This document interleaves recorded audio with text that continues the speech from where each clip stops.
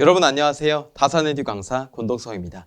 이번 강의는 이상전압 및 보호개전 방식 중에서 우리 이상전압에 대한 정의와 그 파형이 어떻게 되는지, 그리고 그 이상전압을 어떻게 하면 방지할 수 있는지 여러 대책들에 대해서 조금 알아보는 시간을 가져보겠습니다. 자, 우리 이상전압의 종류를 알아보기 전에 이상전압이라고 하는 것은 간단하게 말해서 이상한 전압, 그러니까 의도하지 않은 전압이죠. 정상적이지 않은 전압을 계통에서 발생하는 그런 전압들을 이상전압이라고 통칭하고, 그 이상전압에는 크게 두 가지로 나뉘어지게 됩니다. 첫 번째는 내부적인 요인이고요. 두 번째는 외부적인 요인이에요.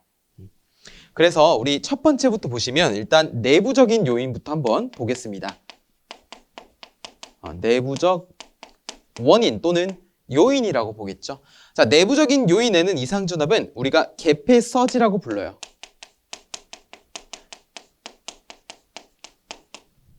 개폐서지. 서지가 이제 이상전압을 영어로 표현한 건데, 개폐서지, 말 그대로 개폐, 열고 닫을 때 발생하는 이상전압이라고 하는 것입니다. 자, 이 개폐서지는요, 진공차단기, 우리 이후에 차단기에 대해서 배우겠지만, 우리 VCB, 진공차단기라고 하거든요. 이 진공차단기의 개폐서지가 굉장히 높다라고 할 수가 있고, 그리고 무부하 충전 선로를 개폐할 때가 부하 선로를 개폐할 때보다 높습니다. 그러니까 무부하 충전 선로를 개폐할 때 가장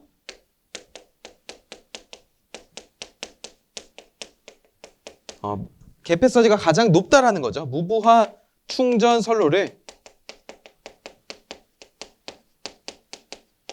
개폐할 때 최대이다. 그래서 우리 개폐서지라고 하는 것은 무부하 충전 선로를 개폐할 때 가장 크다라고 할 수가 있고요. 그리고 이 개폐서지라고 하는 것은요, 상규 대지 전압의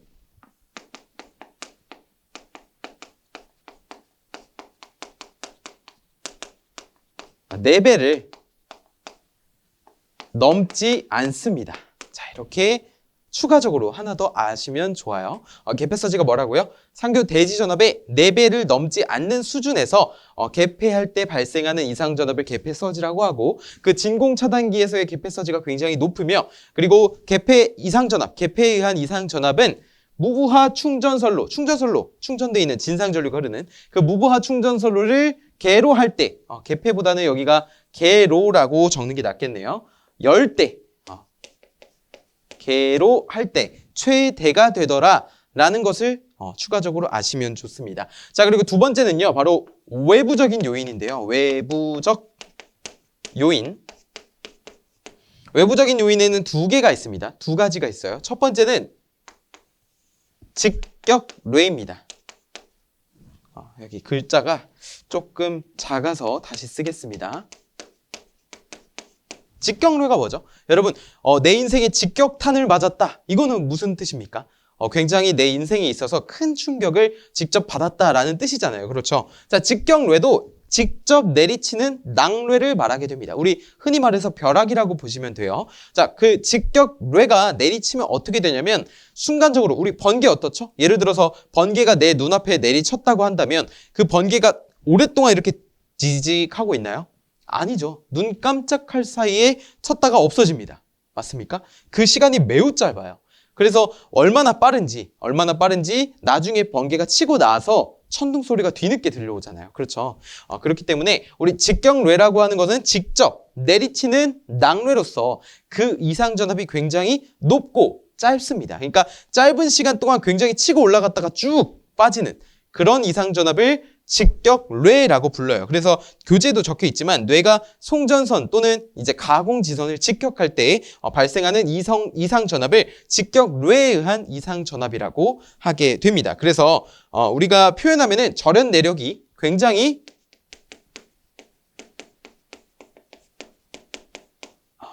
높음, 파괴 위험 높아서 파괴 위험을 가지고 있는 그런 것이 직격뢰에 의한 이상전압이 되겠고요.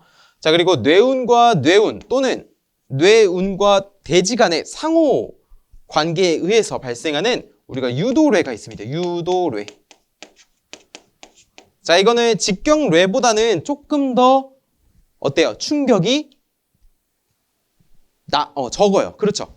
잠깐 제가 멈췄는데, 자, 직경뇌라고 하는 것은 충격파가 너무 센 나머지 그것에 의한 피해가 막심하지만 그 빈도수가 적습니다. 하지만 이 유도뇌라고 하는 것은 그 빈도수는 더 많아요. 그렇지만 충격은 그만큼 좀 덜하다. 왜냐하면 간접적인 피해를 끼치기 때문에 우리가 유도뇌라고 부르게 됩니다. 따라서 어쨌든 우리가 이상전압의 종류에는 이렇게 내부적으로는 기기의 개폐 서지, 스위치의 개폐 서지가 있게 되고, 외부적 요인으로는 직경뇌와 유도뇌가 있다는 것을 우리가 순간 좀 학습을 하실 때 같이 아시면 좋습니다.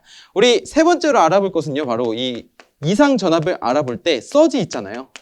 자, 그거를 우리가 충격파 또는 서지 전압이라고 부르게 됩니다. 제가 어떠한 그래프를 그려 놓았는데, 자, 이쪽에 세로축을 무엇으로 표현할 거냐면요, 0부터 1까지 있다고 볼게요. 즉 0을 0%, 1을 100%로 본다면 0부터 이렇게 100%까지 파형의 크기를 나타내겠다는 겁니다.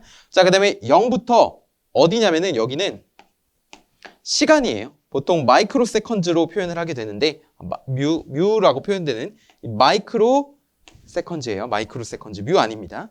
자, 마이크로 세컨즈로 표현을 하게 되는데, 어쨌든 우리가 충격파, 어떠한 충격파를 그려볼 거예요. 어떤 식으로 그리냐면은, 자, 이런 식으로 그려볼 겁니다. 그 다음에 우리가 어디를 표현할 거냐면요, 맨 꼭대기.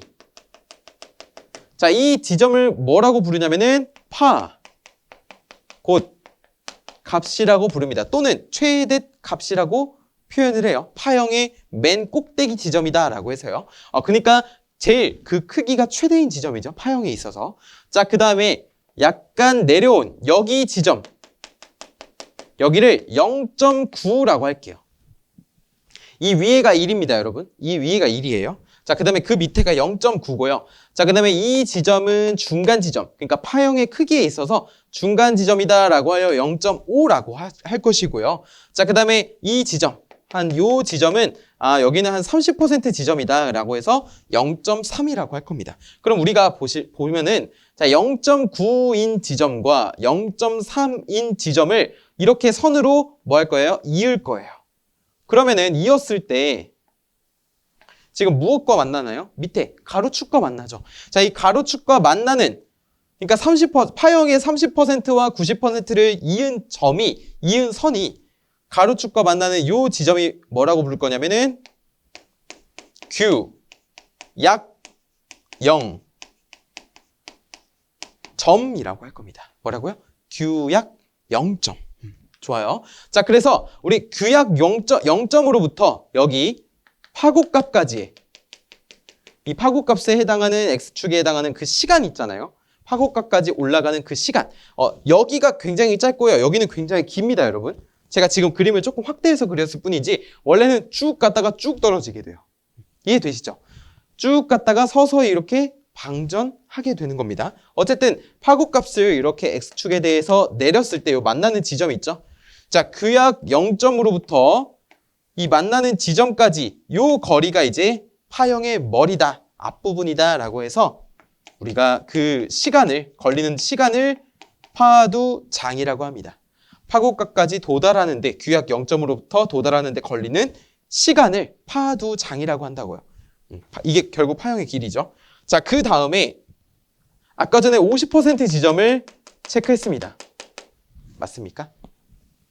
그 다음에 여기다가 X축으로 마찬가지로 내려주게 된다면 요 지점 있죠? 자, 요 지점까지 어디서부터?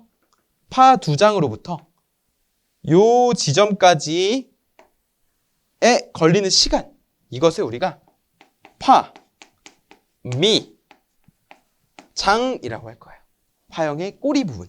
규약 0점으로부터 파형이 50% 되는 지점까지의 길이를 파, 미, 장이라고 표현한 겁니다. 좋아요. 우리 그러면은 지금 파두장, 파미장을 배웠죠.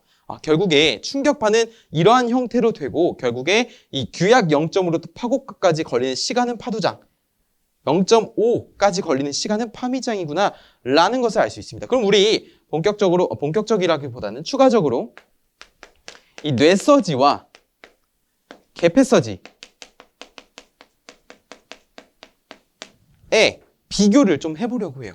뇌서지와 개폐서지의 비교. 자, 그러면 여기를 파고치라고 하겠습니다. 또는 파고값 이것도 돼요. 자, 뇌서지는 지금 개폐서지에 비해서 어떨까요? 우리 직경뇌를 기준으로 했을 때 매우 크다, 높다 라고 할 수 있겠죠?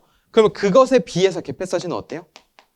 작다 라고 표현을 할 수가 있겠죠. 자, 그 다음에 파두장과 파미장을 비교를 해보면 파두장 그리고 파미장을 비교를 해보면 먼저 뇌서지 같은 경우에는 1.2 곱하기 50의 마이크로 세컨즈입니다. 자, 여기서 이 앞부분 1.2가 파두장이 되는 것이고요. 결국에 뭐예요? 규약 0점으로부터 이 파고값까지 걸리는 시간이 몇 초라는 거예요? 1.2 마이크로 세컨즈라고 해요. 그러니까 우리가 1초도 짧은데 1.2 마이크로 세컨즈는요. 1.2 곱하기 10의 마이너스 6제곱입니다. 굉장히 짧죠. 우리 세기도 어려워요. 기계로도 세기도 어려운데 자, 1.2 마이크로 세컨즈가 파 두 장이 되는 것이고요. 어떤 것에? 뇌서지. 파 미장은 50 마이크로 세컨즈입니다. 지금 사실 1.2와 50 있으니까 50이 상당히 길어 보이는데 50 마이크로 세컨즈도 굉장히 짧은 겁니다. 그렇죠? 자, 그래서 그만큼 짧지만 어때요? 충격은 강하다. 짧지만 강하다, 굵다 라고 할 수가 있고요. 자, 개폐서지 같은 경우에는 250 곱하기 2500이 됩니다.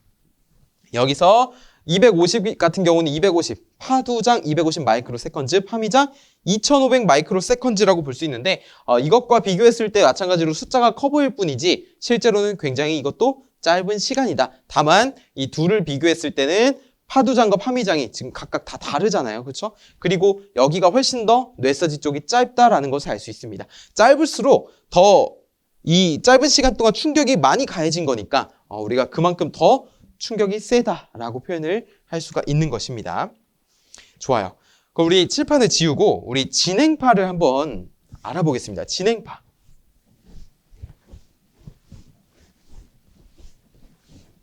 자, 일반적으로요. 우리 일반적인 송전선에서 진행하는 그런 전압 파형 있잖아요. 자, 그런 거는 대부분 지중 전선로로 들어가거나 종단에 있어서 그 지중 케이블로 들어가거나 아니면 어디로 흘러가 버리는데 이상 전압에 의한 진행파는 그렇지 않다는 거예요. 이상 전압에 의한 진행파는 우리가 어떻게 되냐면 우리 진행파의 이제 특징에 대해서 배워볼 건데 자, 여기 이러한 부분이 있고 이렇게 있다고 해볼게요. 이상 전압의 진행파는요. 파동 임피던스가 다른 곳이 접속된 이 지점에 가서 투과하든지 반사하든지 그렇게 된다는 겁니다. 전압, 이상 전압의 진행파가. 자, 그래서 우리가 자, 이쪽을 입사하는 입사 전압 E1이라고 할 거고요. 그러니까 입사하는 우리 반사, 입사. 그 다음에 입사하는 이상 전압 E1, 이상 전압의 진행파예요. E1이라는 전압이 여기에 뭐를 동반하는 거예요? 결국에 I1이라고 표현할 수 있죠. 전류도 같이 오잖아요. 그렇죠? 자, 그 다음에 제가 방금 뭐라고 말씀드렸냐면은 파동 임피던스가 다른 곳이 접속된 지점이라고 했어요. 그것을 기준으로 반사되거나 일부가 투과한다고. 자, 그러면은 그 지점을 여기라고 해볼까요? 여기라고 해볼게요. 이렇게. 여기를 뭐라고 부르냐면 보통 점이라고 부르게 됩니다. 또는 그냥 접속점이라고도 하셔도 돼요. 자, 이 부분에 오게 되면은 반사를 한다고 했어요. 반사. 그렇죠? 반사를 하는데 반사를 할 때 이렇게 반사가 되겠죠. 전류든 또는 전압의 진행파든. 그래서 여기도 E2가 이렇게 있을 것이고요. E2는 뭐예요? 그러면 반사되는 전압의 진행파구나. 그 다음에 이제 2가 되는 게 있을 겁니다. 이것을 그냥 뚫고 가는 거죠. 일부는 뚫고 가는데 자, 여기는 I3가 되고요. 마찬가지로 E3가 됩니다. 그런데 제가 뭐라고 말씀드렸냐면은 파동 임피던스가 다른 지점이 접속된 지점이 뭐라고요? 이 지점이라고요. 그러면은 이 왼쪽은 뭐라면 Z1이라는 임피던스이고요. 그 다음에 이쪽은 Z 2라는 임피던스가 됩니다. 그래서 우리가 진행파의 진행 방향에 있어서 식을 두 개를 세울 수가 있는데 첫 번째는 I1 더하기 I2는 I3다라는 특징을 갖고 있어요. 물론 지금 보시면 I1과 I2가 방향이 반대이긴 하지만 일단은 둘이 더해줬을 때 뭐가 되는 거예요? I3가 되는 거니까 일단 이렇게 표현을 하겠습니다. 자, 그 다음에 E1 플러스 E2는 E3다라고 마찬가지로도 표현을 해줄 수가 있어요. 우리가 이 두 가지의 식을 이용해서 한번 유도를 해보겠습니다. 어떤 것을? 반사계수와 투과계수라는 것을 구하기 위해. 그러면 우리 첫 번째로 I1 플러스 I2는 I3다라는 그런 식을 이용해서 계산을 해보죠. 첫 번째, 우리 전류라고 하는 것은요, 임피던스 분의 전압입니다. 맞습니까? 그렇죠. 그럼 임피던스 분의 Z1분의 2의 1이 되는 거죠. I1이라고 하는 것은 이 Z1분의 2원이 되는 거잖아요. 그리고 마이너스가 되죠. 왜냐면 방향이 반대니까. 그럼 Z1분의 뭡니까? I2는 Z1분의 2의 2가 되는 거죠. 그렇죠. 그러면 I3라고 하는 거는 Z2분의 2의 3가 되는 겁니다. 그러면 지금 양변에 지금 다 분수들이 있기 때문에 우리가 통분을 해주려고 해요. 양변에다가 Z1, Z2를 같이 곱해버리겠습니다. 곱해버리면 어떻게 되냐면 자, Z1, Z2가 여기 곱해졌다고 한다면 Z1과 Z1이 약분돼서 뭐만 남죠? Z2의 2의 1만 남고 마이너스 여기도 마찬가지로 Z2의 2만 남고요. 자, 여기는 뭐예요? Z1의 2의 3만 남아요. 그렇죠. 그런데 여러분 여기서 E3라고 하는 게 뭐였죠? E1 플러스 E2였습니다. 자, 그러면 여기가 마찬가지로 Z2의 E1 마이너스 Z2의 E1, E2죠. Z2의 E2는 여기 뭐가 되는 거예요? Z1의 괄호 열고 E1 플러스 E2로 바뀌는 거예요. 그렇죠. 근데 우리가 지금 구하고자 하는 것은 사실 반사계수와 투과계수거든요. 반사계수를 나타내기 위해서 우리가 E2에 대해서 한번 정리를 또 E1에 대해서 정리를 각각 해주겠습니다. 자, E1에 대해서 정리를 하게 되면은 Z2, E1 여기 한 번에 그냥 묶어버릴게요. 잘 보세요. Z2 마이너스 Z1, E1이 넘어가면은 여기가 이렇게 되는 것이죠. 그 다음에 E1는 이 Z2, E2가 넘어가면은 마이너스에서 플러스로 바뀌게 되고 여기는 Z2 플러스 Z1의 2의 2가 됩니다. 그럼 따라서 2의 2라고 하는 것은 Z2 플러스 Z1을 넘기면 어떻게 돼요? Z2 플러스 Z1 분의 Z2 마이너스 Z1 곱하기 뭐예요? 2의 1이에요. 입사한 전압, 이상전압의 진행파에다가 어떤 것을 곱했더니 Z2 플러스 Z1분의 Z2 마이너스 Z1이라는 것을 곱했더니 무엇이 된 거예요? 반사하는 전압이 된 거죠. 그러면은 이것을 뭐라고 표현할 수 있습니까? 바로 반사계수라고 표현할 수 있죠. 이거는 반사계수구나. 보통 로우라고 표현을 합니다. 이게 요거구나 라는 것을 알아낼 수 있죠. 우리 두 번째 E1 플러스 E2는 E3라는 식을 이용해서 한번 또 계산을 해보겠습니다. 자, 먼저 E3에 대해서 한번 정리를 해보자고 한다면 E1 플러스 우리가 방금 구했던 E2 이것을 여기다가 대입을 해볼게요. 자, 대입을 해보면 Z2 플러스 Z1 분의 Z2 마이너스 Z1 곱하기 2의 1이 되는 것이죠. 맞습니까? 그러면은 여기를 이 1으로 묶어주면 어떻게 돼요? 자, 이거 1, 앞에 1이 생략된 거잖아요. 1. 그렇죠. 그러면 이거랑 계산을 해주기 위해서는 여기를 Z2 플러스 Z1 분의 Z2 플러스 Z1. 자, 이게 1이죠, 여러분. 1 플러스 여기는 뭐가 되는 거예요? Z2 플러스 Z1 분의 Z2 마이너스 Z1이 되는 겁니다. 이제 비로소 이 1으로 묶어줄 수 있겠죠. 자, 그러면은 분모가 같으니까 덧셈이 가능하겠네요. 분자를 보면은 Z1과 마이너스 Z1이 있으니까 지워지게 됩니다. 그러면 뭐만 남게 되냐면 E3라고 하는 것은 Z2 플러스 Z1 분의 2Z2에 곱하기 2에 1을 해주면 되는구나. 그러면은 딱 보시면 이 1이라는 전압에다가 이것을 곱했더니 Z2 플러스 Z1분의 2Z2라는 것을 곱했더니 무엇이 된 거예요? 투가한 전압의 진행파가 된 겁니다. 그럼 이것을 무엇이라고 할 수 있습니까? 이것을 투과 계수다라고 볼 수가 있겠죠. 그렇죠. 그러면 우리가 이렇게 유도를 했으니까 한번 여기 옆에다가 한번 정리해서 나타내 보겠습니다. 자, 반사계수. 보통 로우라고 표현을 하는데 Z2 플러스 Z1 분의 Z2 마이너스 Z1이 되는 것이고요. 자, 투과계수. 투과계수는 어떻게 구해요? Z2 플러스 Z1 분의 2Z2가 됩니다. 그렇죠. 자, 여기서 두 번째로 우리가 무반사 조건을 한번 볼 거예요.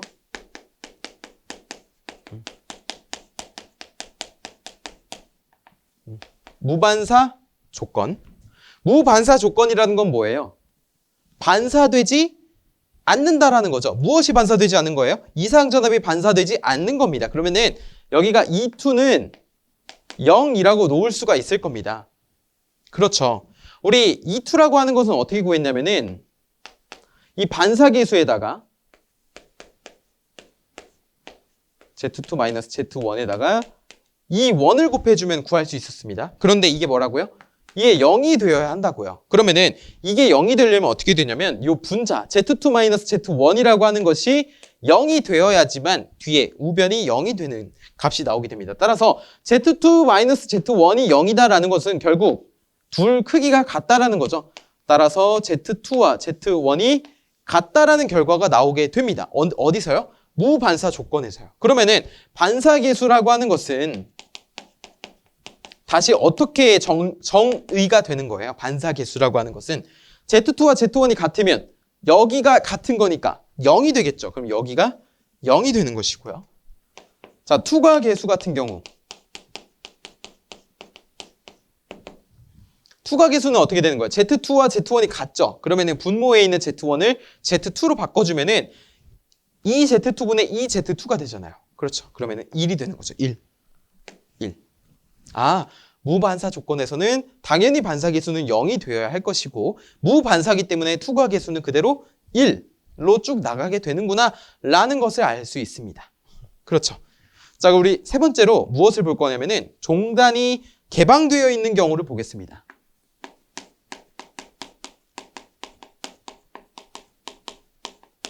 종단 개방 시에는 우리가 조건을 뭐라고 할 거냐면은 잘 보세요. 이 종단이라고 하는 거는 이쪽입니다. 그렇죠? 투과되는 이쪽. 종단이 개방됐다는 거는 여기에 전류가 흐를 수 있나요? 없죠. 그러니까 종단이 개방됐다는 거 뭐냐면 이 Z2가 무한대가 됐다는 거예요. 우리 임피던스가 무한대면 전류가 최소가 되잖아요. 그렇죠? 결국 거의 0이 되는 건데 Z2가 무한대로 취급을 받는구나. 그러면 바로 본론으로 넘어가서 이 반사계수라고 하는 것을 보겠습니다. 반사계수라고 하는 것은 어때요? Z2가 무한대가 된다고요. 그러면은 무한대 플러스 Z1은 결국 그냥 무한대가 되겠고 무한대 마이너스 Z1 또한 그냥 무한대가 될 겁니다. 왜냐면 무한대는 그 무수히 크니까요. 그럼 결국에 무슨 형태예요? 무한대분의 무한대 형태니까 답이 1이 되는 거죠. 반사계수는 1이 되는 것이고 자, 투과계수 같은 경우 볼게요. Z2가 무한대예요. 그러면 무한대 플러스 Z1은 무한대고 2 곱하기 무한대니까 무한대분의 2 무한대구나. 그러면은 투과계수는 2가 되는구나 라는 것을 알 수 있습니다. 자, 네 번째로 종단이 접지되어 있다고 해볼게요. 종단 접지 때는 우리 반대로 Z2가 0이다 라고 보는 겁니다. 0. 임피던스가 0이다. 그러면 전류가 다 1로 흐르겠죠. 자, 반사계수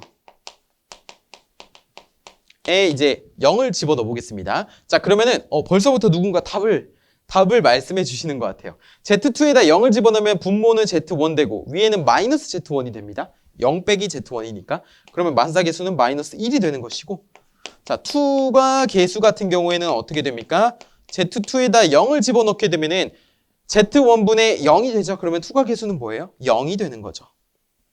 아, 종단이 접지되면 투가 되는 것이 없구나 라는 것을 알 수가 있습니다. 괜찮으시죠? 자, 우리 다섯 번째로 정제파 B라는 것을 보겠습니다. 정제파 B. 정제파 B라고 하는 것은 파의 최소값에 대한 최대값의 B를 우리가 정제파 B다라고 표현을 하는데요. 우리 일반적으로 정제파 B는 S로 표현을 합니다. S로 표현을 해서 S는 이건 공식만 아시면 돼요. 1-로우 분의 1 플러스 로우. 여기서 이 로우라고 하는 건 많이들 보셨죠? 바로 우리 뭐예요? 반사계수를 나타냅니다. 그래서 1에서 반사계수를 뺀 거 분의 1에서 반사계수를 더한 것을 해주면 우리가 그 이동하는 이상전압의 진행파에 있어서 최소값과 최대파의 B를 정제파 B라고 하는데 이 정제파 B를 계산해낼 수가 있는 것입니다. 좋아요. 칠판 좀 지우고 우리 개념 확인 한번 보겠습니다. 개념 확인. 자, 이렇게 지워볼게요.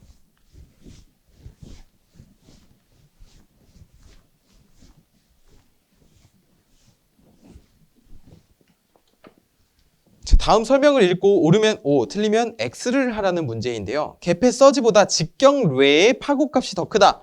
직경뢰가 더 시간도 짧고 충격도 크다라고 했죠. 자, O라고 할 수가 있고 종단이 개방되어 있는 경우 반사계수는 -1, 투과계수는 0이다 라고 했는데 자, 종단이 개방되어 있을 때 뭐예요? Z2가 0이었고요.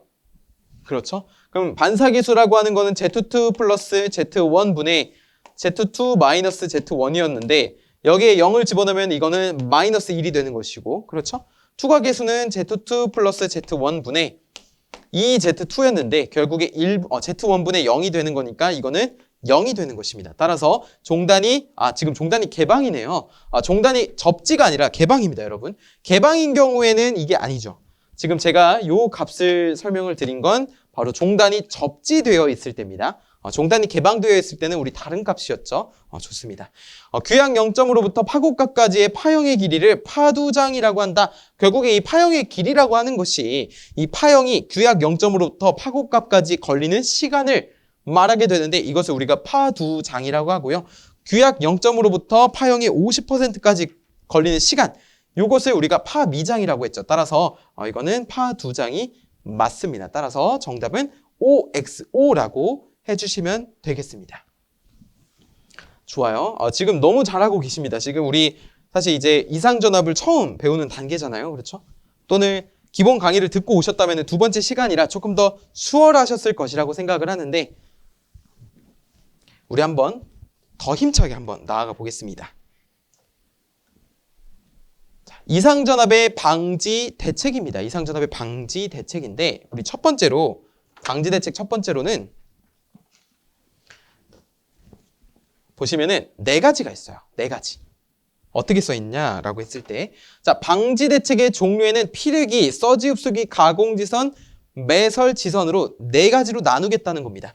우리 피르기 같은 경우는 한 문장으로 정리하면 이상전압이 들어왔을 때 침입, 내습했을 때 이를 대지로 방전시켜주는 역할을 하는 것이 피르기입니다. 이상전압을 그대로 기기가 받으면 안 되잖아요. 그렇죠? 그렇기 때문에 이상전압이 내습했을 때 이를 대지로 방전시켜줘요. 그래서 기기를 낙뢰로부터 보호하는 역할을 하게 되고요. 서지 흡수기 같은 경우는 개폐서지를 제거하게 됩니다. 우리 개폐서지 배웠잖아요. 그 개폐서지가 어디서 좀 크다 그랬죠? 바로 진공 차단기에서 크다고 했습니다. 자, 개폐서지를 제거하기 위해서 이러한 서지 흡수기가 있게 되고 자, 그다음에 세 번째로 가공지선이라고 있는데 가공지선은 뭐예요?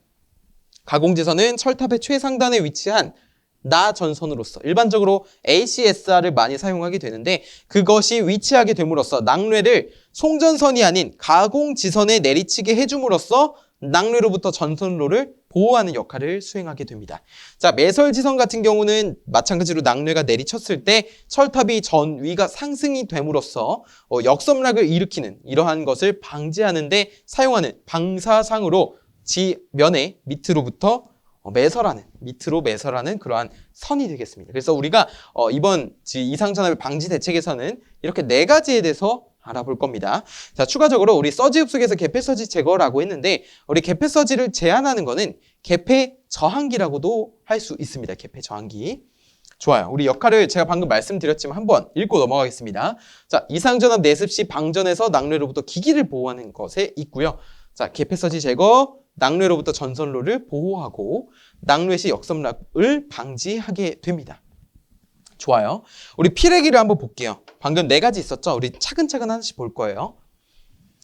자, 피레기라고 하는 것은 제1보호 대상이 1 여기를 이렇게 써야겠네요.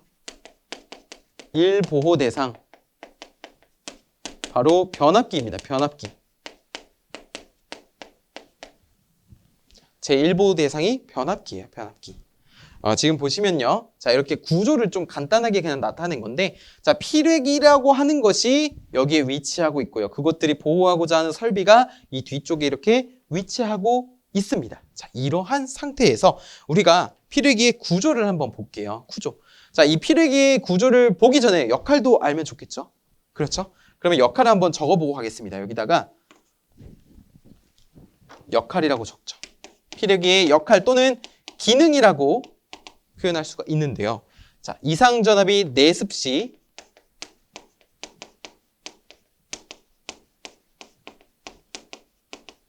대지로 방전이라고 표현할 수 있고요. 자, 그 다음에 그렇게 방전을 하고 나서 남아있는 전류, 남아있는 그 방전이 끝나고 남은 흐르는 전류, 일반적인 전류를 속류라고 하게 되는데, 이 속류를 차단하게 됩니다. 그래서 이상전압이 상승하게 되는 것을 억제시켜줘요. 이상전압 억제 기능을 수행하는 게 바로 이 피뢰기의 역할이 되겠습니다. 피뢰기 같은 경우는 기호로 표현을 하면요. 지금 이거는 이제 기사 실기에서 좀 보시겠지만, 자, 이렇게 되어 있어서 여기에 약호명이죠. LA, Lightning Arrestor라고 부르게 됩니다. 자, 이것이 이렇게 접지되어 있는 이러한 기호가 피뢰기가 되겠습니다. 그래서 이 2가지의 기능도 또는 역할도 반드시 기억을 해주셨으면 좋겠어요. 우리 보면은 자, 이거를 어떻게 표현할까요? 대지를 먼저 그리고요. 대지라고 하기에는 어떤 선을 그려보겠습니다. 선을 그리고요. 자, 이쪽에 무엇이 연결되어 있냐면 변압기가 연결되어 있습니다. 변압기를 TR이라고 할게요. 트랜스포머. 자, 그리고 여기에 어떠한 선들이 쭉 있고, 자, 그 다음에 이곳에 이제 피뢰기. 지금 여기 옆에 보시면 직렬갭이라고 보이십니까? 직렬갭이 위치하고 그 밑에 특성 요소가 이렇게 위치하고 있습니다. 자, 그리고 어떠한 접지 저항을 거쳐서 이렇게 피뢰기 접지 저항을 거쳐서 접지되어 있어요. 자, 그래서 만약에 어떠한 이상전압이 발생했다. 그러면 이렇게 파형이 발생하겠죠? 그렇죠. 그런데 이제 이 변압기 있잖아요. 변압기가 버틸 수 있는 절연 내력이 있단 말이에요. 그 절연 내력이 한 이 정도 됩니다. 근데 본래였으면 어떻게 돼요? 이상전압이 이만큼 되는 순간 변압기 절연 내력이 손상되겠죠. 왜냐하면 절연 내력보다 더 높은 전압이 들어왔으니까 소손될 거지 않습니까? 그런데 그것을 방지하기 위해서 이 피뢰기라고 하는 친구가 자, 이렇게 오다가 방전을 하게 됩니다. 더 이상 가지 말라고, 더 이상 높아지지 말라고 방전해 주는 거예요. 자, 그 방전이 끝나고 나면은 이곳에 어떠한 이러한 속류가 이렇게 교류파형을 가진 속류가 이렇게 유입이 됩니다. 이것을 속류라고 불러요. 그래서 우리가 지금부터는 피뢰기의 구조에 대해서 먼저 알아볼 겁니다. 구조. 이러한 형태로 된다는 것을 좀 인지를 해주셨으면 좋겠고, 자, 구조라고 하는 것은 첫 번째 직렬 갭이 있습니다. 직렬 갭이 있고요. 자, 두 번째는 특성 요소.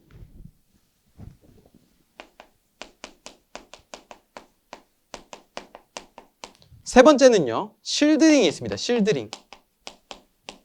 일반적으로 피뢰기를 구성하는 것을 말한다 그러면은 보통 이렇게 직렬객과 특성 요소의 구성으로 되어 있다라고들 하지만 이렇게 실드링이라는 것도 존재한다는 것을 좀 아시면 좋겠고, 자, 직렬갭이라고 하는 것은 우리 일반적인 피뢰기의 역할을 담당하고 있습니다. 이상전압 내습 시 대지로 방전, 그리고 속류를 차단하는 역할을 가지고 있는 게 직렬갭인데요. 직렬갭은 사실상 뭐예요? 정상적인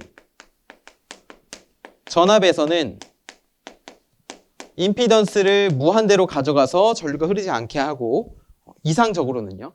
자, 이상전압이 만약에 내습했다라고 한다면 임피던스를 0에 가깝게 해서 전류를 방전 전류를 다 내가 갖고 있게 되는 거죠. 여기를 임피던스를 0으로 만드는 순간 어떻게 되겠습니까? 전류가 다 이쪽으로만 흐르려고 하겠죠. 그렇기 때문에 이상전압을 내습했을 때 대지로 방전시킬 수 있게 되는 겁니다. 그 역할을 누가 한다고요?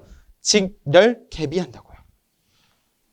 자, 특성 요소 같은 경우에는 이 높은 방전 전류가 흐르다 보면은 이 피뢰기 자체에 높은 전위가 걸리게 됩니다. 자, 이 전위가 만약에 방전 중에 이 변압기 절연 내력보다 높아지게 된다면 이 변압기가 소손될 우려가 있겠죠. 따라서 방전 시 피뢰기 피뢰기 전위 상승을 억제시키게 됩니다. 억제시키게 돼요. 자, 그다음에 실드링이라고 하는 거는 방전 시 발생하는 어떤 각종 전자적 충격으로부터 보호하는, 이름에서 딱 느껴지죠? 실드, 방패. 그렇죠? 실드링, 전자적 충격으로부터 무엇을 보호하는 거예요? 피뢰기가 소손되지 않도록 보호해주는 역할을 실드링이라고 한다고요. 그래서 우리 피뢰기의 구조를 봤을 때 직렬갭, 특성요소, 실드링 이렇게 세 가지를 꼭 골라주셔야 됩니다. 아시겠죠? 우리 이어서 전압을 한번 볼게요. 전압. 자, 먼저 이 그래프로 넘어와서 다시 보면요. 이 충격파가 들어왔잖아요, 지금. 그렇죠? 충격파가 들어왔을 때 이 부분에서 뭐가 발생하는 거예요? 아, 더 이상 가지 마라. 내가 대신 이렇게 흘려줄게 라고 해서 충격을 방전하기 시작합니다. 충격파로부터. 그렇죠? 자, 이 부분을 뭐라고 부르냐면은 충격 방전 개시 전압이다 라고 해요. 충격이 들어오면 방전을 시작하는 전압이다 라고 해서 충격 방전 개시 전압이라고 합니다. 그 다음에 자, 여기 보시면 여기서부터 이 피뢰기 양 단자 간의 걸리는 전압이 있겠죠. 피뢰기 동작 중 단자 전압의 최대값이 있을 겁니다. 이 방전 중에, 동작 중에. 그러면 여기서부터 여기까지 요 전압이 뭐가 되는 거예요? 제한 전압이 되는 거예요. 근데 마찬가지로 잘 보세요.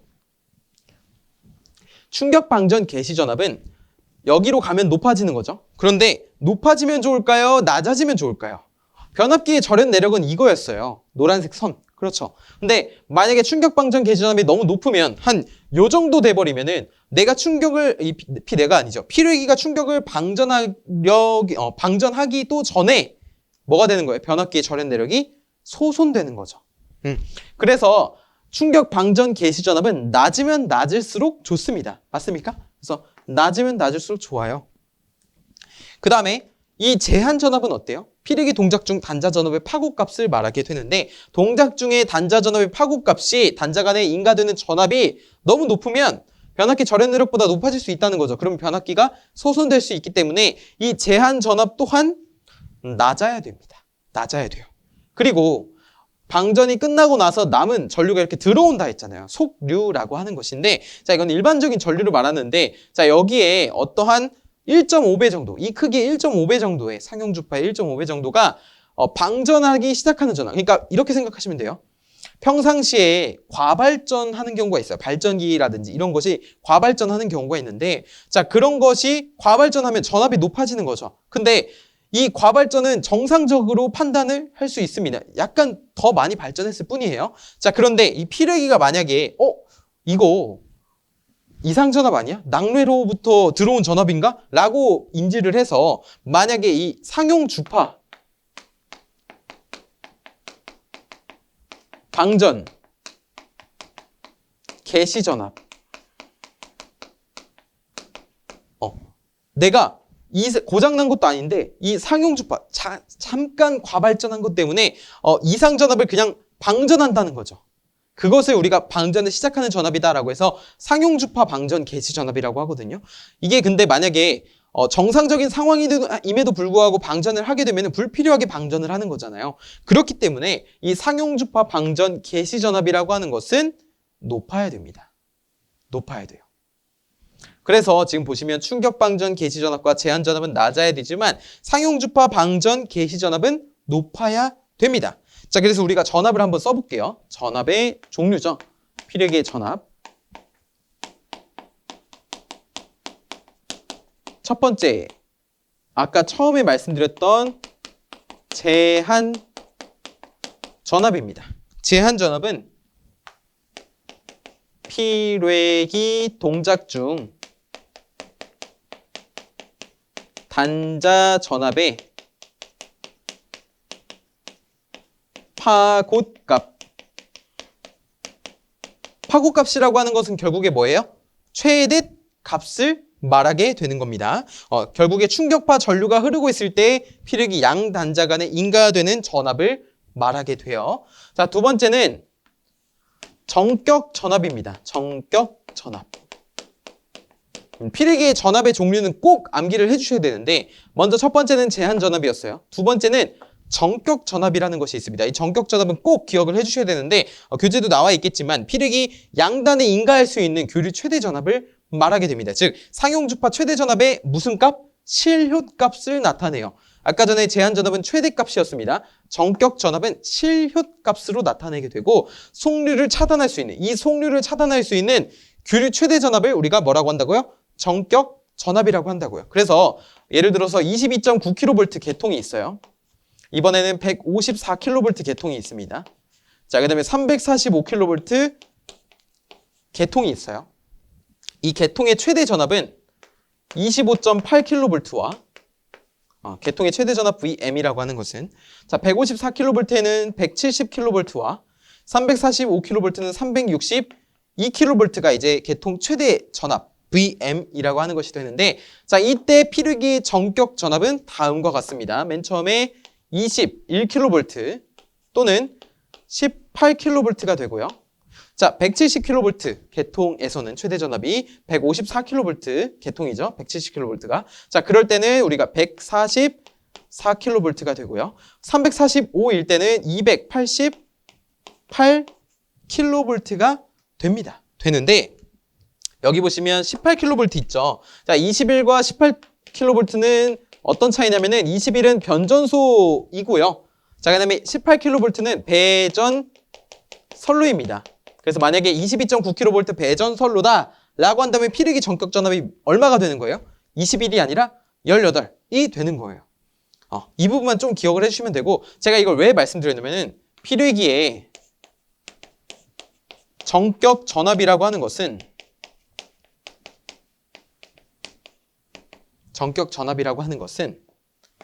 알파 곱하기 베타 곱하기 VM으로 결정이 됩니다. 알파는 접지계수예요. 접지계수. 이걸 어떻게 접지하냐에 따라 달라진다는 거죠. 자, 베타는 이거는 여유계수예요. 뭐 유효접지 계통이나 비유효접지 계통에 따라 달라지는 여유도 또는 여유계수가 됩니다. 자, VM은 뭐냐면 이 파란색으로 쓴 거예요. 그래서 만약에 154kV의 피레기 정격 전압을 구하시오라고 한다면 보통 이렇게 144로도 나오기도 하지만 이렇게도 구한다는 거죠. 접지계수가 구해지고 여유계수가 주어져 있다면 VM, 최대 전압만 대입하게 되면 우리가 피레기의 정격 전압을 계산해낼 수가 있는 것입니다. 그래서 이 표도 꼭 기억을 하시고 이 피레기 정격 전압 공식도 우리 실기에서 단답형으로 많이 나오거든요. 간단하게 계산하는 문제로. 많이는 아니고 종종 나옵니다. 그렇기 때문에 이것까지 우리 실기에서도 배우겠지만 추가적으로 아신다면 굉장히 좋은 시너지를 발휘하실 수 있을 겁니다. 잠깐 영상 멈추시고 이 부분 한번 적어 놓으세요. 좋습니다. 결국에 우리 정격 전압이라고 하는 건 뭐예요? 그래서 속류를 차단할 수 있는 이 전압의 정의를 쓸 수 있어야 됩니다.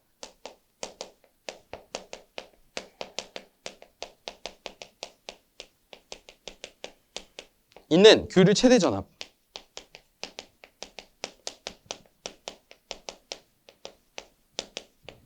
좋습니다. 잘하고 계세요. 자, 세 번째는 아까 전에 우리 여기서 배웠던 충격파 또는 충격 방전 개시 전압이에요.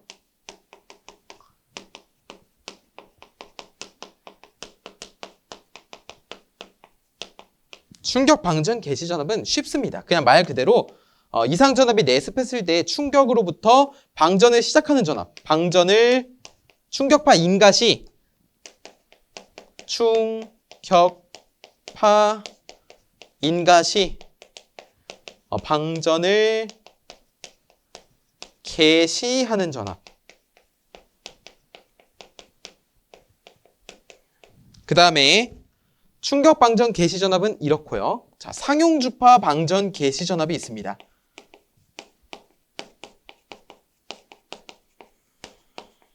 이름이 굉장히 길죠. 지금 당장은 입에 안 익으실 수 있어도 우리가 공부를 하다 보면 굉장히 자주 만나는 내용입니다. 그렇기 때문에 이 정의는 꼭 길더라도 한 번씩 써보셨으면 좋겠어요. 상용주파 방전 개시 전압은 상용 주파의 주파 시 방전을 시작하는 전압. 그냥 평상시에 방전을 시작하는 전압이라는 거죠. 또는 이제 아까 전에 말씀드렸던 것처럼 발전기의 과발전 이런 것이 있을 때 방전을 시작하는 그런 전압이 우리가 상용주파 방전 개시 전압이 되겠습니다. 일반 방전을 시작하는 전압이. 그래서 우리가 전압의 종류에는 이렇게 4가지가 있게 돼요. 그래서 여러분이 제한전압, 전격전압, 충격방전 개시전압, 상용주파 방전 개시전압을 꼭 알고 계셔야 됩니다. 우리 세 번째로 피르기의 구비 조건을 볼까요? 피르기의 구비 조건. 피르기 구비 조건. 첫 번째, 제한 전압이 낮을 것. 제한 전압 낮아야 된다고 말씀드렸죠. 좋아요. 뭐가 높고 뭐가 높고 뭐가 낮은지 반드시 기억해야 됩니다. 굉장히 중요합니다. 자, 충격 방전 개시 전압이 마찬가지로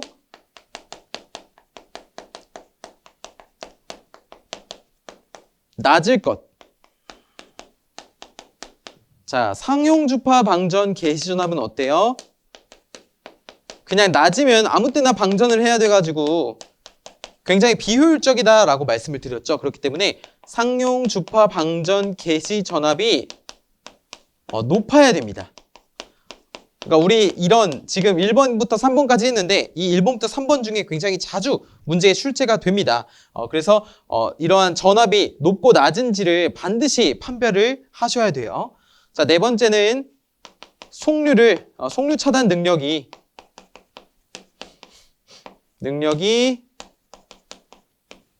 클 것. 속류를 잘 차단을 해야겠죠. 남은 전류를. 자, 다섯 번째는 방전 내량 클 것. 그 다음에 여섯 번째는 내구성이 좋을 것 등으로 우리가 정리를 할 수가 있겠습니다. 그래서 또는 경제성이 있을 것이라고 해서 가격이 조금 저렴하다라는 것은 경제성이 있을 것이라고 하는데 사실 그 가격은 저렴하면 반드시 좋잖아요. 전선의 구비 조건에서도 가격이 저렴할 것 이런 거 있었잖아요. 그렇죠? 자, 그런 것처럼 다 경제성은 무조건 그냥 포함된다고 보시면 되고 특히 중요한 거는 1번, 2번, 3번이 굉장히 중요합니다. 4번, 5번, 6번은 약간 두루뭉실해요. 그렇기 때문에 우리가 확실한 1번, 2번, 3번은 꼭 기억을 해주시고 전압의 종류도 꼭 기억을 해주셨으면 좋겠어요. 좋습니다. 우리 칠판 조금 지우고 피르기의 방전 전류를 한번 볼게요.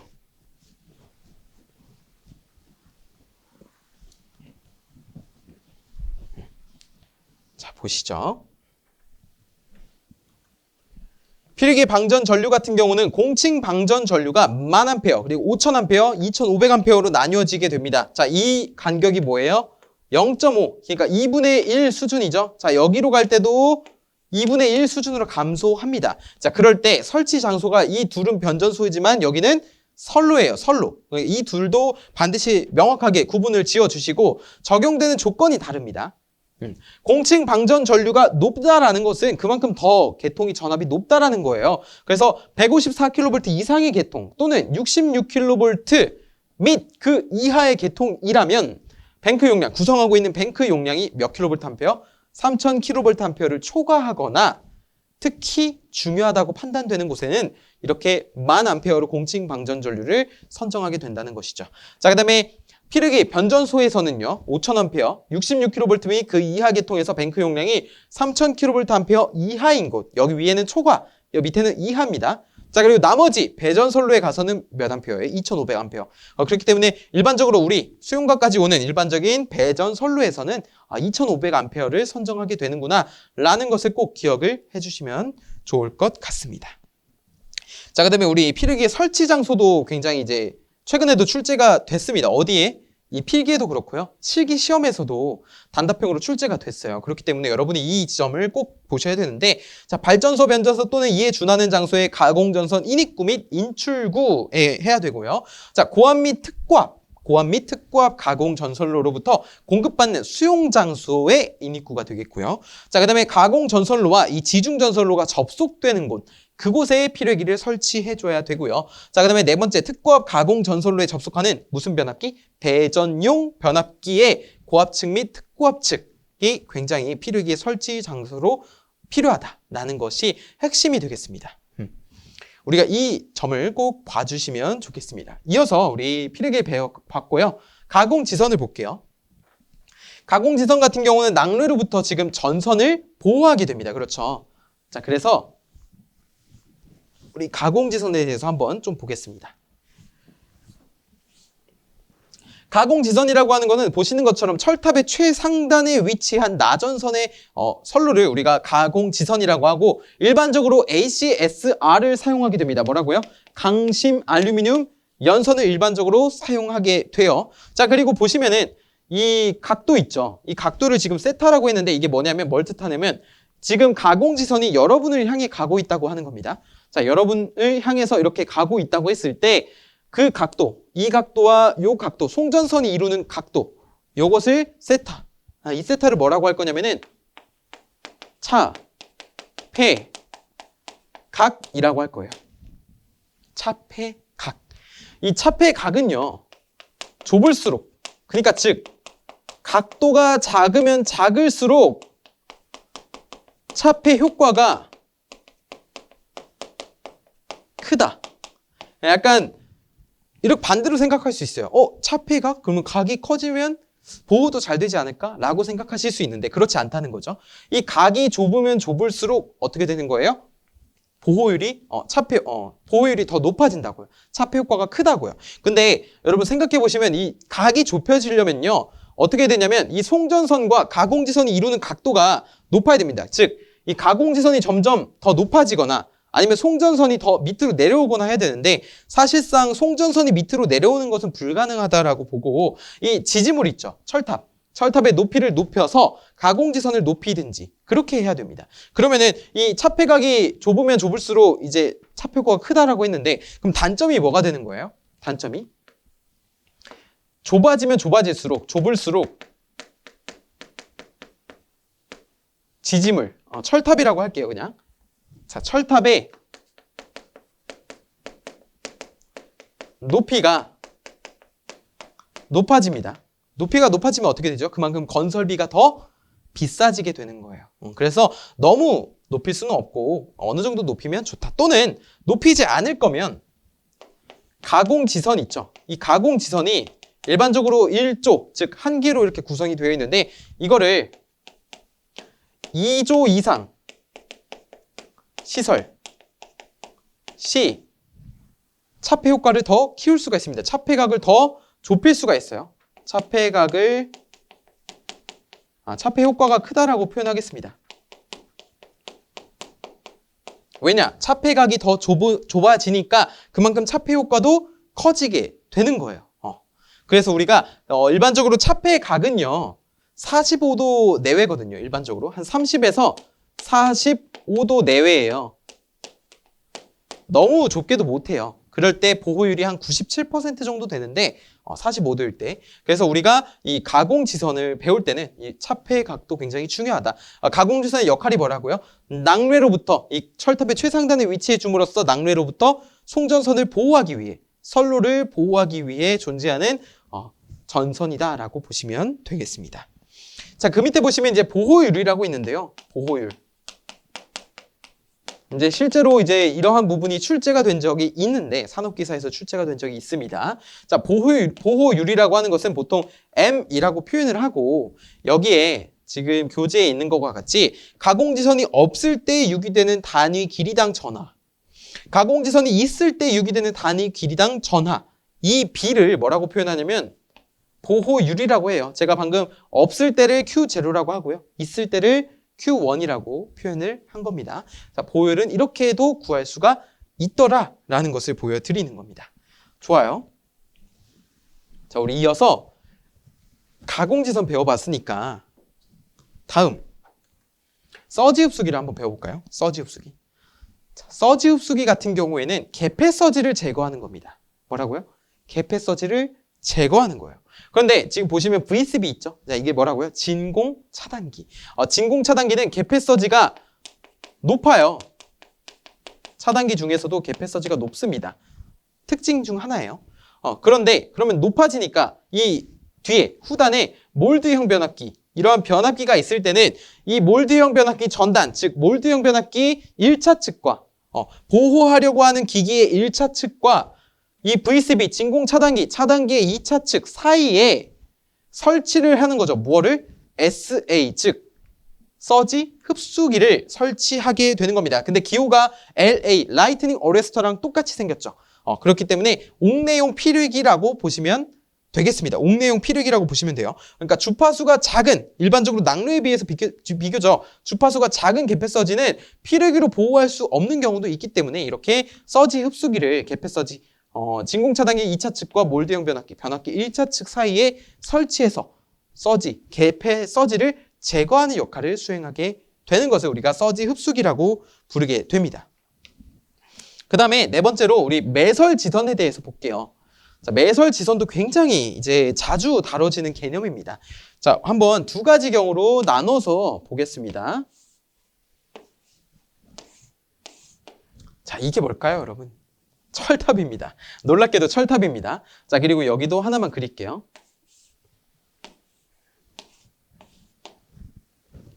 뭘 그릴 거냐면 철탑에 애자가 있을 겁니다. 대표적으로 그냥 4개만 그릴게요. 자, 애자에 뭐가 연결되냐면 이렇게 전선이 연결될 거예요. 맞습니까? 그럼 맨 최상단에 뭐가 있죠? 가공지선이 있죠. 그럼 노란색이 송전선, 파란색이 가공지선이라는 것을 알고 있는 채로 우리가 보겠습니다. 만약에 낙뢰가 이 송전선에 내리치게 되면 어떻게 될까요? 송전선에 내리치게 되면은 당연히 여기엔 높은 전압이 걸림으로써 이 철탑의 전위보다 전선의 전위가 높으니까 전류가 어떻게 돼요?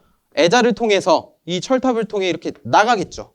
그러면 이 애자의 어떠한 절연으로부터 버틸 수 있는 절연 내력이 있는데 그것보다 애자 삼락전압보다 높아지게 됨으로써 여기서 무엇가 발생합니까? 빛과 소리를 동반한 어떤 방전 현상이 발생합니다. 그거 불꽃을 동반한. 자, 그것을 우리가 섬락이라고 불러요. 뭐라고요? 섬락, 플래시 오버라고 부릅니다. 자, 이런 경우가 뭐죠? 원래는 낙뢰를 가공지선이 맞아야 되는데 가공지선이 아니라 송전선이 맞았단 말이에요. 자, 이것을 뭐라고 표현하냐면 차폐에 실패했다라고 표현을 합니다. 이게 뭐예요? 결국 직경뢰죠. 송전선에 직접 낙뢰가 내리친 거. 자, 여기 보면요. 여기도 마찬가지로 애자가 있을 것이고요. 여기에 송전선이 이렇게 갑니다. 그 다음에 가공지선이 이렇게 있어요. 그렇죠?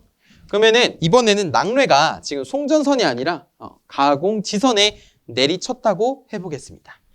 자, 그리고 우리 이 철탑 같은 경우, 송전 철탑 같은 경우에는 지표상이 이제 이렇게 고정이 되어 있는데 여기가 좀 불균이래요. 막 바위도 있고 자갈도 있고 그러잖아요. 그렇기 때문에 보통 이 모서리에 철탑이 지금 보통 사각 철탑이란 말이에요. 그렇죠? 근데 이 모서리에 보면은 이렇게 저항을 설치를 해요. 자, 이런 저항을 R이라고 표현을 하고 이것을 철탑의 접지 저항이라고 합니다. 또는 탑, 각, 철탑의 각에 위치한 접지 저항이다라고 해서 탑각 접지 저항이다라고 해요. 이것들이 존재하게 되고요. 자, 낙뢰가 지금 가공지선에 내리친다고 했는데 이 가공지선뿐만이 아니라 철탑에도 이렇게 높은 방전 전류가 가해지게 됩니다. 왜냐하면 낙뢰가 그만큼 파형이 더 크니까요. 엄청 크니까 이 철탑에도 낙뢰, 그러니까 방전 전류가 흐르게 된다는 거죠. 방전 전류가. 근데 방전 전류가 흐르면 어떻게 됩니까? 이 부분에서 전압 강화가 발생하죠. 높은 방전 전류에 의한 전압 강화가 발생합니다. V는 IR에 의해서. 그렇죠? 자, 그러면은 이 철탑의 전위가 어떻게 됩니까? 이 저항에 의한 전압 강화가 높아지게 되니까 이 철탑 전체의 전위가 상승하게 됩니다. 맞습니까? 이 접지 저항이 전압 강화에 의해서 갖고 있는 전압에 의해서. 자, 그러면은 이 애자에 마찬가지로 어떠한 충격 섬락 전압이 있잖아요. 뭐 건조 섬락 전압, 주수 섬락 전압 이런 것이 있잖아요. 자, 예를 들어서 건조 섬락 전압이라고 했을 때 만약에 여기가 600이면 600kV였으면 이 섬락 전압이 만약에 800kV예요. 높은 방전 전류에 의한 전압 전위가. 그러면은 이 800이 이 600을 넘잖아요. 그러면 어떻게 되죠? 마찬가지로 애자에서 어떠한 불꽃을 동반한 방전 현상이 발생합니다. 섬락이죠. 그런데 그냥 섬락이 아닙니다. 이번에는 철탑의 전위가 더 높은, 전선보다 더 높은 것으로 이번에 철탑에서 전선 쪽으로 이렇게 갑니다. 아까 섬락은 전선에서 철탑 쪽으로 갔는데 이번에 철탑에서 전선 쪽으로 가요. 이것을 뭐라고 부르냐면은 역섬락이라고 부릅니다. 거꾸로 섬락한다라고 해서 역섬락이라고 불러요. 그럼 역섬락을 방지해야 되겠죠. 방지하려면 어떻게 해야 되냐면 자, 여기에 저항값을 줄여주어야 됩니다. 철탑의 접지 저항, 즉 탑각 접지 저항을 감소시키기 위해서 지면으로부터 한 약 30cm 지점에 무엇을 설치해요? 방사상으로 이렇게 선을 설치합니다. 방사상으로 매설하는 선이 있는데 그것을 뭐라고 부르냐면은 매설지선이라고 해요. 자, 이 매설지선을 설치하게 되면은 이 저항값이 어떻게 되냐면 감소하게 됩니다. 우리 저항을 병렬로 계속 접속하면 저항이 감소되잖아요. 그렇죠? 그런 것과 같은 원리로 방사상으로 설치해 줌으로써 매설지선을 설치해 줌으로써 접지 저항값을 줄여주게 되어서 결국에 무엇을 이끌어내는 겁니까? 낙뢰 시의 역섬락을 방지시켜줄 수 있게 되는 겁니다. 또는 탑각의 접지 저항 감소라고 목적을 바꿔도 되겠죠. 둘이 동일한 말이니까요. 자, 그래서 우리가 이러한 것을 방지하기 위해 매설 지선을 이용을 한다라는 것도 좀 추가로 아시면 좋을 것 같습니다. 그 다음에 절연협조라는 것을 보겠습니다. 자, 이 그림 같은 경우는 154kV 송전 계통에서의 절연협조를 나타내고 있는 것인데요. 절연협조를 보시면 이렇게 애자라든지 기타 기기, 변압기, 피르기 순이 되는데 아까 전에 피르기 제1보호 대상이 뭐라고 했는지 혹시 기억나시나요? 바로 변압기였습니다. 맞습니까? 그렇죠. 피르기 다음에 뭐가 있어요? 변압기가 있죠. 그래서 피르기의 제1보호 대상이 변압기라고 하는 것입니다. 자, 이거는 그냥 각종 계통에서의 기기별로 절연 내력들을 나타낸 거예요. 자, 여기 보시면 기타 기기가 있죠. 이 기타 기기에는 어떤 콘덴서, 결합 콘덴서라든지 기기 부싱, 아니면 뭐 DS, 단로기, 아니면 CB, 차단기 등이 있겠습니다. 그래서 우리가 기타 기기에는 그런 것들이 있다는 것도 충분히 아시면 좋겠고 팁박스에도 적어놨으니까 그런 점을 좀 참고를 해주시면 좋을 것 같고요. 우리 아까 전에 그렸던 그림을 한번 보면은 여기에 변압기가 있었고요. 그렇죠? 그 다음에 여기에 직렬 갭이 있었고 여기에 특성 요소가 있었고요. 그 밑에 저항이 있고 여기에 접지가 되어 있다고 했습니다. 자, 그럴 때 여기 지점을 기준으로 위쪽은 어떤 전압? 제한 전압. 제한 전압에서 그냥 피르기 전압 강화를 빼준 값 정도로 보면 되는데 일반적으로 그냥 제한 전압이라고 표현을 합니다. 자, 여기는 접지 저항의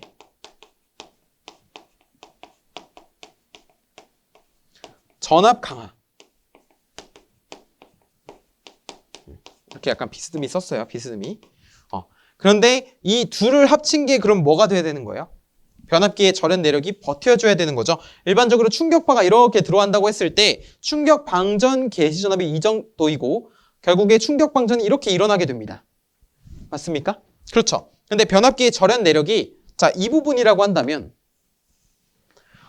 제한 전압과 접지 저항의 전압 강하를 더한 값이 변압기의 절연 내력보다 높아야 될까요? 낮아야 될까요?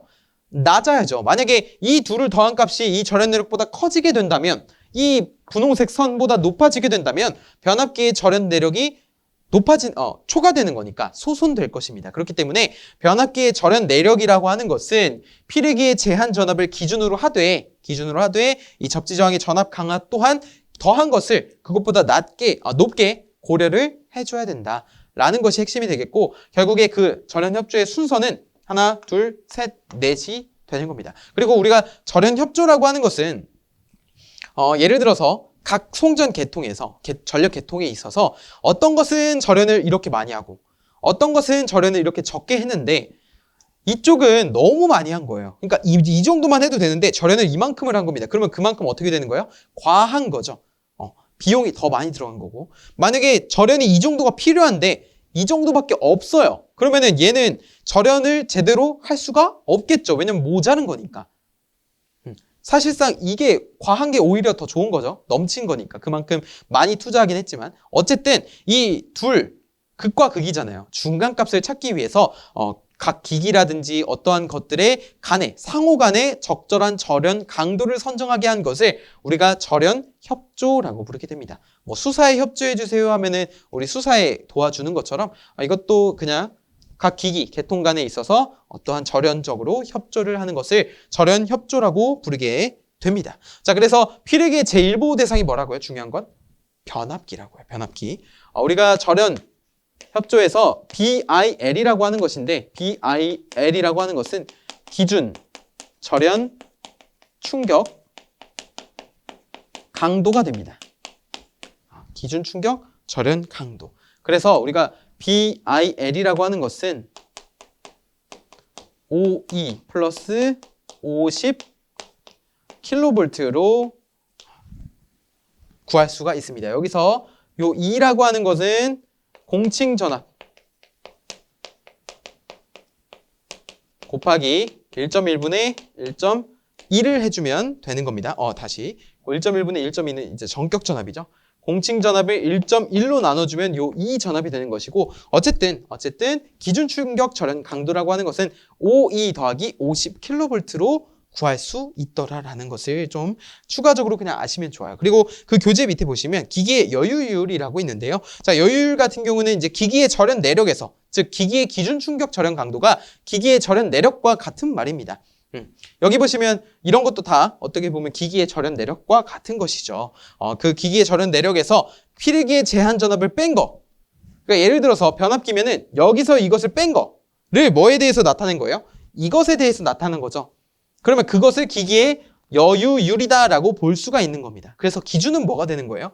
피르기의 제한 전압이 되는 겁니다. 절연 협조에서 기준이 되는 것은 무조건 피르기의 제한 전압이고 그때 변압기 절연 내력은 이 제한 전압과 접지 저항의 전압 강하를 더해준 것보다 더 높아야 된다라는 것이 핵심이 되는 거예요. 좋습니다. 우리 마지막으로 개념 확인 풀어보고 이번 강의 마무리해 보겠습니다. 자, 다음 설명을 읽고 옳으면 O, 틀리면 X를 하라는 문제입니다. 피르기는 직렬갭 특성 요소 실드링으로 구성이 되어 있다라고 했는데 피르기의 구성 요소 3가지가 있다고 했죠. 직렬갭은 어떤 역할을 했습니까? 이상 전압이 내습했을 때 대지로 이를 방전시켜 주는 거, 속류를 차단시켜 주는 거. 자, 그리고 특성 요소는 뭐예요? 특성 요소는 피르기 전위 상승을 억제해 주는 거고 실드링은 전자적인 충격으로부터 피르기를 보호해 주는 겁니다. 망가지지 않게. 자, 그래서 O가 되겠고. 매설지선은 역섬락을 방지하기 위해 철탑의 접지 저항을 감소시키는 선이다? 맞습니까? 맞죠. 우리 방사상으로 지면 밑에 30cm 정도 밑으로 이제 방사상으로 설치한다고 했습니다. 자, 가공지선에서의 차폐각은 클수록 보호율이 좋습니까? 작을수록 보호율이 좋죠. 자, 그런 방법은 철탑을 높이거나 아니면 가공지선을 2조 이상 시설하게 됩니다. 절연협조에서 피르기의 제1보호 대상은 차단기다? 차단기가 아니라 뭐죠? 바로 변압기가 되는 것이죠. 자, 마지막으로 필기 전압 중, 필기 동작 중 단자 전압의 파고값, 최대값을 나타내는 것을 무엇인지 쓰시오. 뭐 어떤 거죠? 제, 한, 전, 압이 되겠습니다. 자, 이렇게 우리 이상전압의 방지대책 개념 확인까지 풀어보았는데요. 강의 좀 잘 들으셨습니까? 정말 잘 따라오시느라 정말 고생 많으셨고, 다음 강의에서는 우리 보호 개전 방식에 대해서 좀 알아보는 그런 시간을 가져보겠습니다. 오늘도 수업 들으시느라 고생 많으셨고요. 저는 다음 강의에서 찾아뵙겠습니다. 감사합니다.